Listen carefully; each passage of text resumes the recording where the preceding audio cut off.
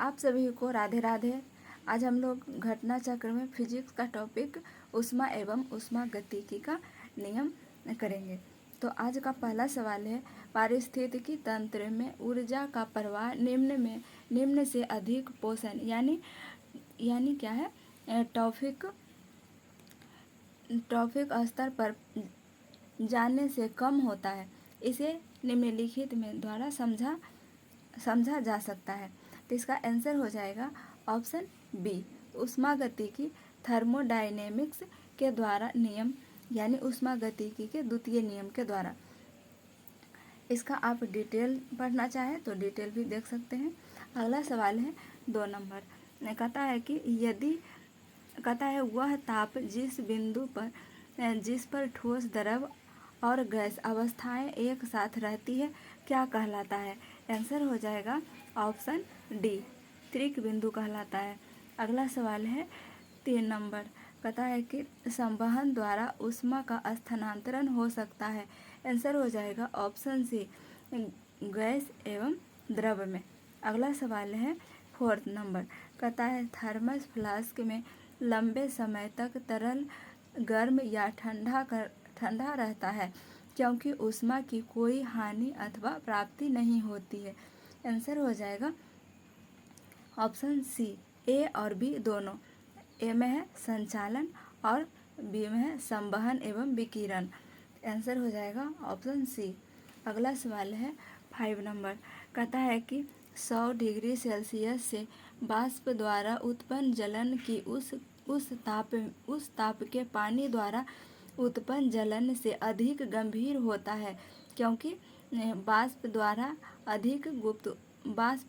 अधिक ऊष्मा दी जाती है। आंसर हो जाएगा ऑप्शन बी। अगला सवाल है 6 नंबर, कहता है भाप से हाथ अधिक जलता है अपेक्षाकृत उबलते जल से क्योंकि भाप की गुप्त ऊष्मा ज़्यादा होती है। आंसर हो जाएगा ऑप्शन ए। अगला सवाल है 7 नंबर, कहता है कि एक ग्राफ बर्फ को 0 डिग्री सेल्सियस तापक्रम से वाष्प में 100 डिग्री सेल्सियस तापक्रम तक ले जाने के लिए कितने कैलोरी ऊष्मा की आवश्यकता होगी। आंसर हो जाएगा ऑप्शन सी, 720 कैलोरी। अगला सवाल है 8 नंबर, कहता है कि कितना तापमान होने पर पाठ्यांक सेल्सियस और फ़ारेनहाइट तापमापियों में ही होंगे। आंसर हो जाएगा option A, -40 degree Celsius. -40 degree Celsius पे ये सेल्सियस और फ़ारेनहाइट दोनों बराबर होता है। अगला सवाल है, इसका आप यहाँ से निकाल सकते हैं।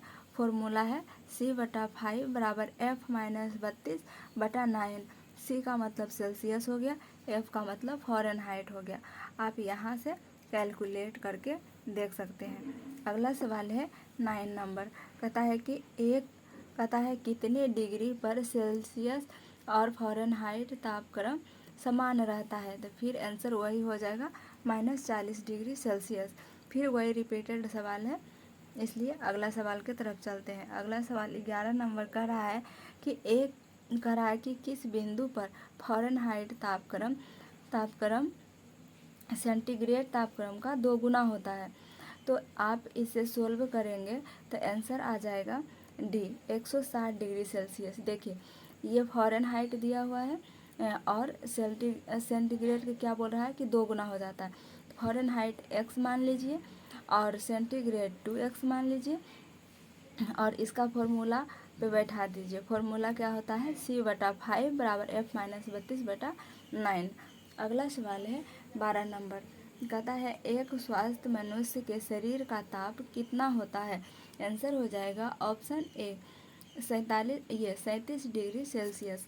अगला सवाल है 13 नंबर, कहता है केल्विन मान से मानव शरीर का सामान्य ताप है। आंसर हो जाएगा ऑप्शन डी, 310। अगला सवाल है 310 केल्विन होता है सामान्य ताप मानव शरीर का। अगला सवाल है 4 नंबर, कहता है कि अगला सवाल कितना है, 14 नंबर, कहता है मानव शरीर का सामान्य तापक्रम 98.4 डिग्री फ़ारेनहाइट है। इसके बराबर डिग्री सेल्सियस में तापक्रम है। क्या है? डिग्री सेल्सियस में कितना हो जाएगा? 36.89 हो जाएगा। आप यहाँ भी देख सकते हैं।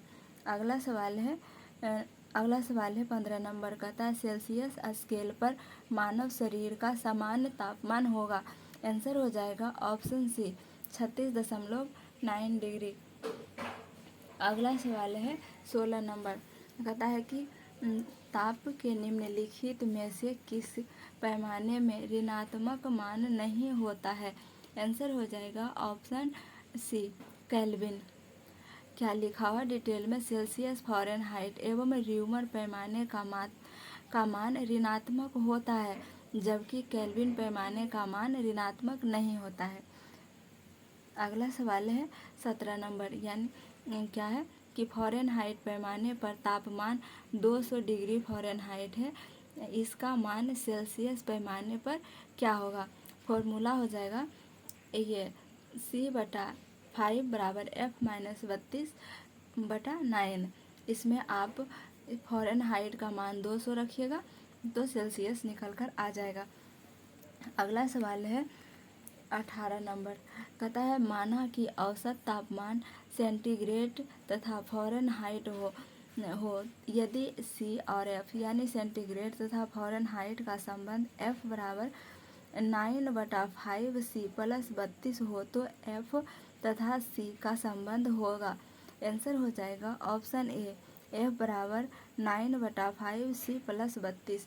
अगला सवाल है 19 नंबर, कहता है 40 डिग्री सेल्सियस का मान फ़ारेनहाइट स्केल में है। आंसर हो जाएगा ऑप्शन ए 104 डिग्री फ़ारेनहाइट। अगला सवाल है 20 नंबर, कहता है कि 50 डिग्री सेल्सियस का मान फ़ारेनहाइट स्केल में है।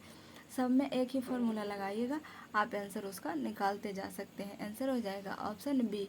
अगला सवाल है 21 नंबर, कहता है कि ठंडे देशों में पारा के स्थान पर एल्कोहल का तापमापी क्रम के रूप में वरीयता दी जाती है, क्योंकि एल्कोहल का द्रव्यंक निम्नतर होता है।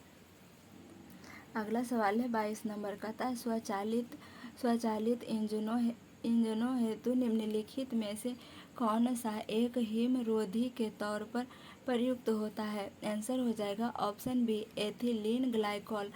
अगला सवाल है 23 नंबर, कहता है परम शून्य ताप क्या है।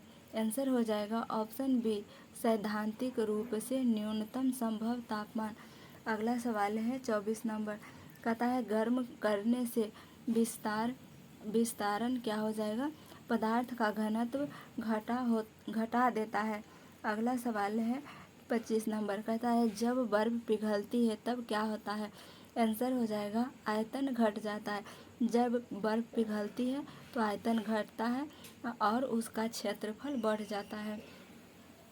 इसीलिए कहा जाता है कि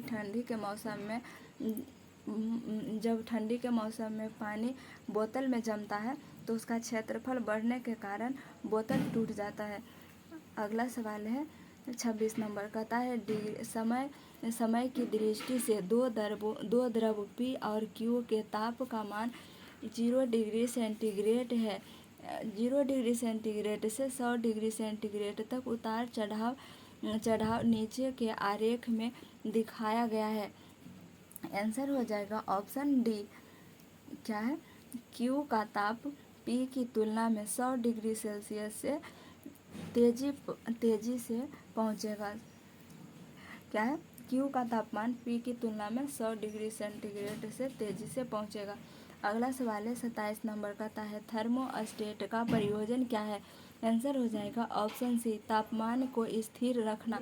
थर्मोस्टेट का क्या काम है, तापमान को स्थिर रखना। अगला सवाल है 28 नंबर, कहता है थर्मोस्टेट संबंधित है। आंसर हो जाएगा तापक्रम से। अगला सवाल है 29 नंबर, कहता है थर्मोस्टेट वह यंत्र है जो क्या करता है,